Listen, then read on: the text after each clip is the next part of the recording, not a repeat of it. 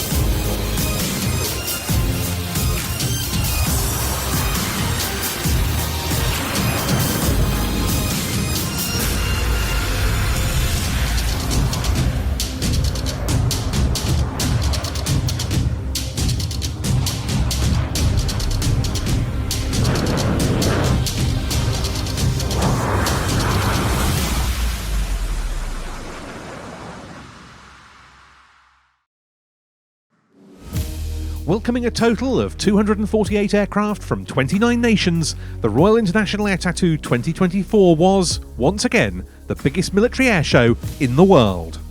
Planes TV was filming on site for 6 days, from the first arrival until almost the last departure. Here we give you a brief taste of the action.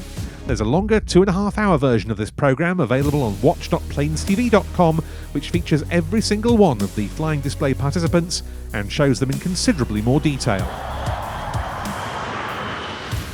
RIAT isn't just about the action in the air. Its 2-mile-long static display was as impressive as ever in 2024. Particular highlights included the final RIAT appearance of a US Air Force KC-10A extender,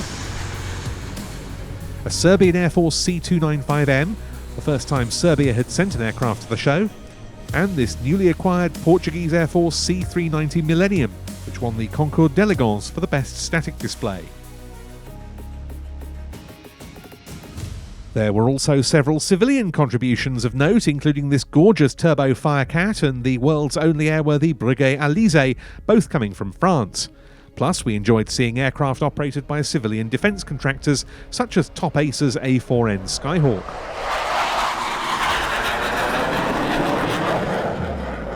But the stars of the static display for many were the 4 F4 Phantoms, 2 from Turkey and 2 from Greece. This was the largest lineup of F4s seen at a British air show for almost 20 years, and the 2 Greek examples arrived in spectacular style after the end of Friday's flying display.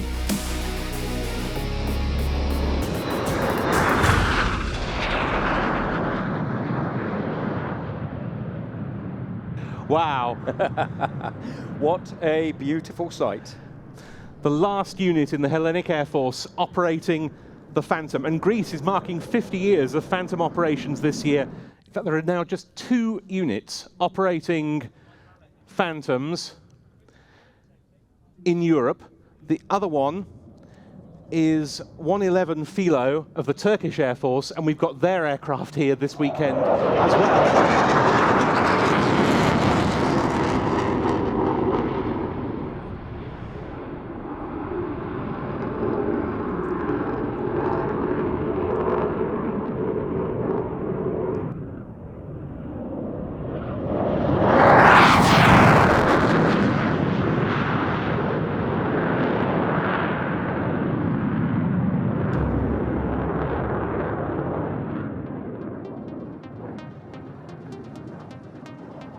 Perhaps the star of the Friday flying display was the U-2S. A pair of U-2s are based at Fairford as part of the 99th Expeditionary Reconnaissance Squadron, and Friday visitors saw both examples over the course of the day. One aircraft returned to Fairford at the end of an operational sortie in full mission fit. The other, a clean aircraft, participated in the flying display, performing a seldom-seen roll demonstration. And here it goes, the Lockheed U-2S.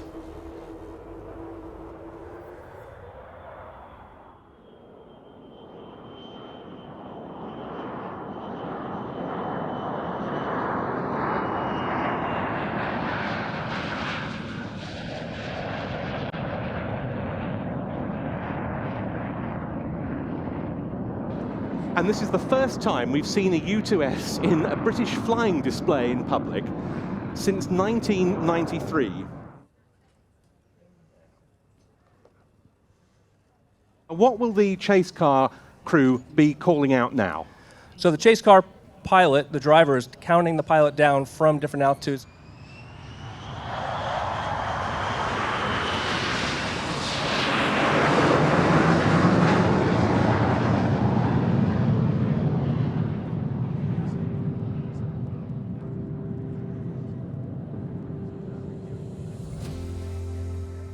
The U-2's participation was part of a theme marking 75 years of NATO.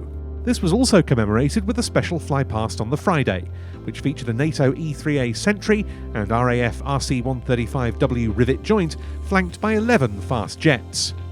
Among them were some true airshow rarities such as a Romanian F16 AM, Italian A200A Tornado and Spanish SF5M.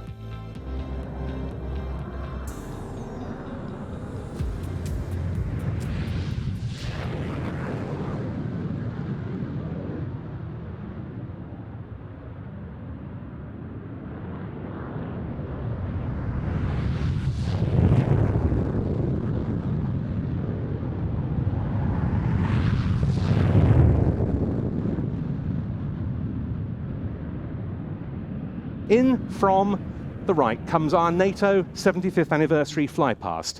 In the lead, the Boeing RC-135W Rivet joint from number 51 Squadron at RAF Waddington. With it, a Czech Air Force Gripen, a French Air and Space Force Mirage 2000, and an Italian Air Force Tornado.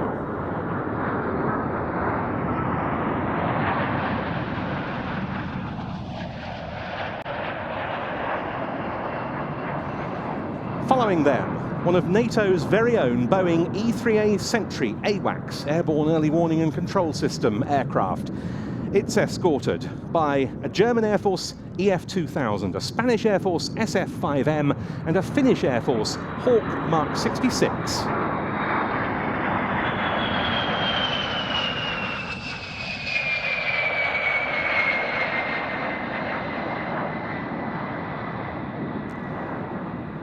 And then our first section of F-16s, an F-16 BM from the Belgian Air Component, an F-16C from the Hellenic Air Force.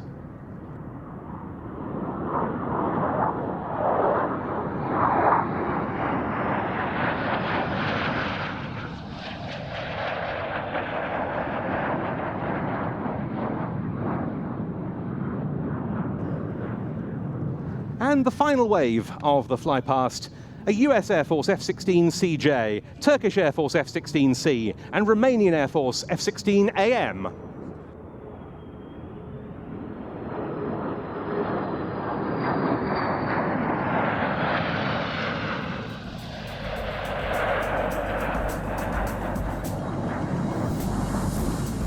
That was RIAT's 75th anniversary salute to the North Atlantic Treaty Organization. The F-16's 50th anniversary was a major theme of the Air Tattoo. The show presented a grand lineup of no fewer than 16 F-16s, dubbed the Viper Line, in the Static Park, which included some truly elusive participants. Romania and Jordan both dispatched F-16 AMs and BMs to RIAT for the first time. A Moroccan F-16C and F-16D were also among the debutantes. Indeed, it was the first time Morocco had participated in the Air Tattoo at all since 1995. But the largest contribution to the Viper line came from the Royal Netherlands Air Force, which supplied no fewer than 4 F-16s for static display, despite the fact that the type was only a few weeks from retirement. The jets all came from 312 Squadron at Volkel, which was the only Dutch unit still operating the Fighting Falcon at the time. Further F-16s appeared in the flying display, perhaps most notably from the Royal Danish Air Force. On the Friday, the Danes performed with the special scheme jet known as Dennebrog 2, which was unveiled at the start of the 2024 display season.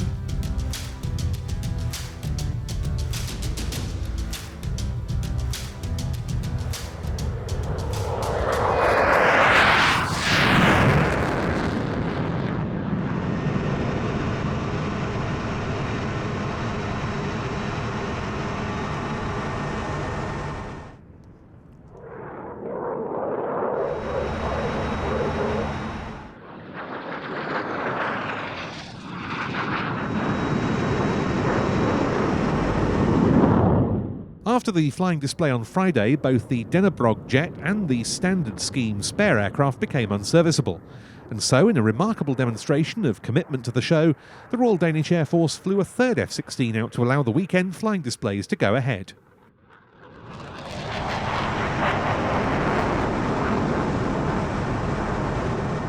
This jet, serial E190, was perhaps even more fitting than the ones it replaced, because it's believed to be the oldest F-16 still flying anywhere in the world.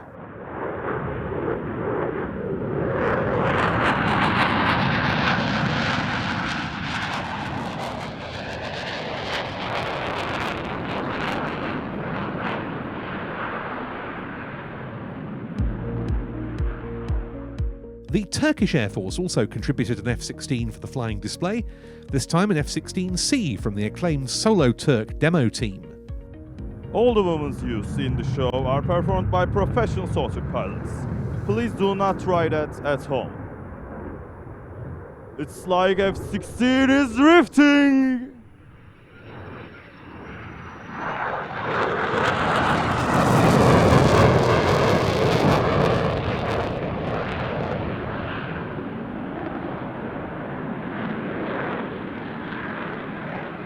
Our next move is one of signature moves of Solturk, recorded by the world aviation literature as Solturk roll.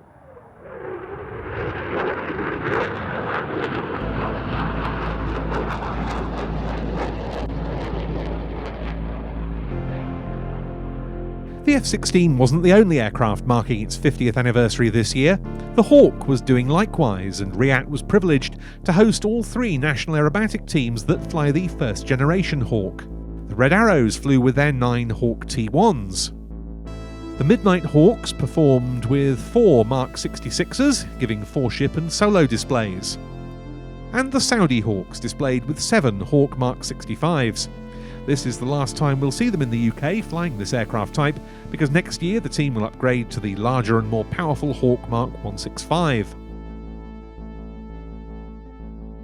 Hawks from the 3 national teams were then joined by a Qatari Hawk Mark 167 and RAF Hawk T2 for a 5-ship multinational flypast celebrating the anniversary.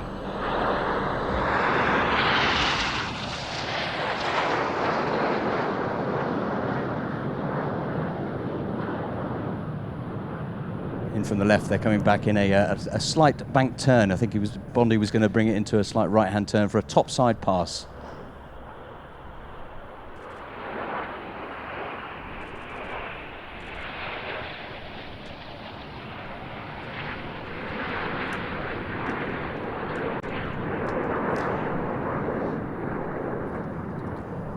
There is indeed a big difference, certainly between the T1 you see leading and the T2, the Hawk 128 that the Royal Air Force use. I think there's actually only 10% commonality between the original version and the new 100 series, so a big, big difference.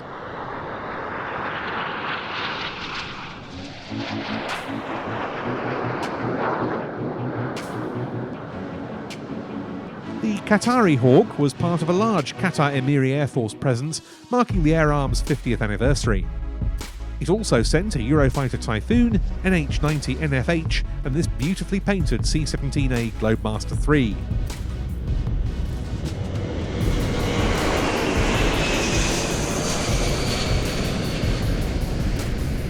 These 2 F-15QA Ababils come from the Qatar Emiri Air Force and participated in the flying display, although they were flown at the show by Boeing test pilots.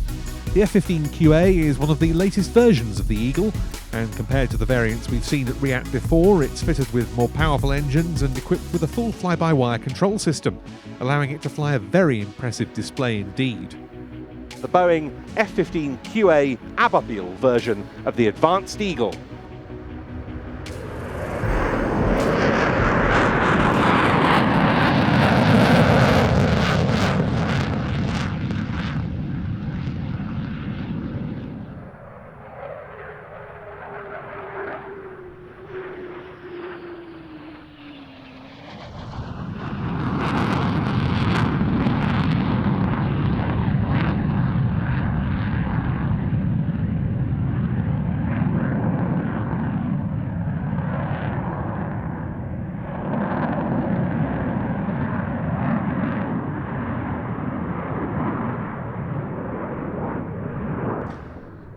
And there's another, out of that half cubanate straight into the slow speed pass.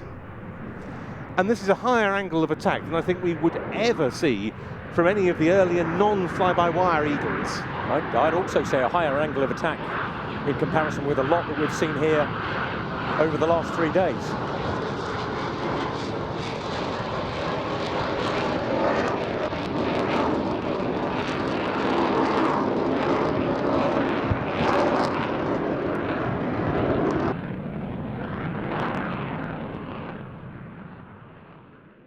One F-15QA displayed in a clean configuration, while a second one flew laden with 12 dummy AIM-120 AMRAAM advanced medium-range air-to-air missiles.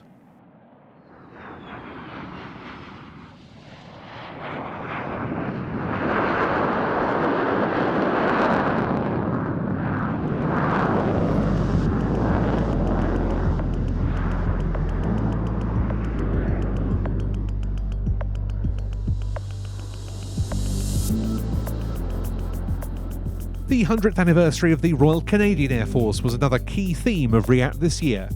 Canada contributed numerous aircraft of note, including a CC-150 Polaris and the RIAT debut of a CC-295 Kingfisher in the static display. In the air, there was this beautifully painted CF-188.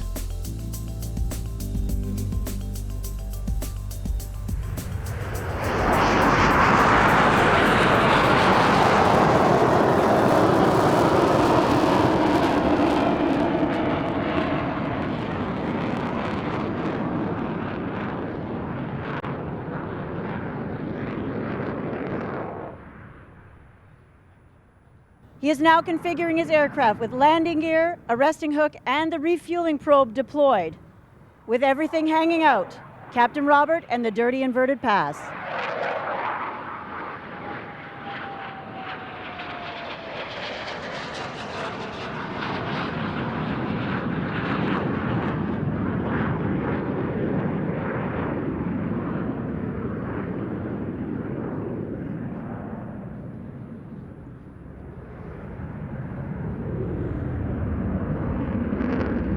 The Hornet also performed special flypasts with the Red Arrows and with the Fighter Collection Spitfire 5, flown in World War II by No. 402 Canadian Squadron.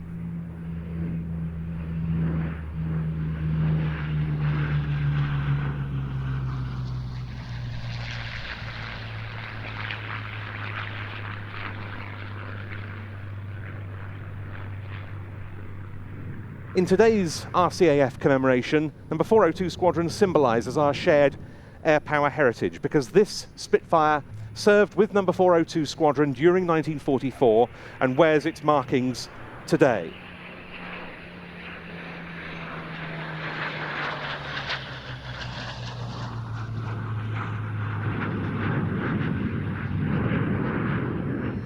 We've just scraped the surface of the Royal International Air Tattoo 2024, 20 minutes of action from roughly 20 hours of flying displays. It was a show packed with too many highlights to mention. The return of the much-loved Spanish Harrier, Italy's barnstorming C-27J Spartan display, special scheme Czech Gripen, and RIAT debuts from the RAF's new F-35B roll demonstration, Norway's Yellow Sparrows and Germany's EF-2000 solo display are all worthy of note. And we've got cockpit footage from no fewer than 3 onboard cameras during an absolutely beautiful performance by the Patrouille Suisse. You can see all of that and more in our 2.5-hour highlights programme, available exclusively at watch.planestv.com.